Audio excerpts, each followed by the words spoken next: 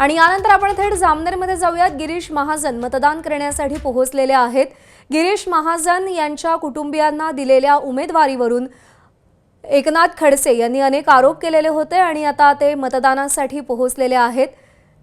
जामनेरमध्ये गिरीश महाजनांची प्रतिष्ठा पणाला लागते। फक्त जामनेरच नाही, एकूणच नाशिक आणि उत्तर महाराष्ट्राचा विचार केला तर भाजपचे प्रमुख नेते म्हणून गिरीश महाजन यांच्याकडे पाहिलं जातं आणि उत्तर महाराष्ट्रातल्या अनेक रंगतदार लढतींमध्ये गिरीश महाजन यांची प्रतिष्ठा देखील पणाला लागलेली आहे।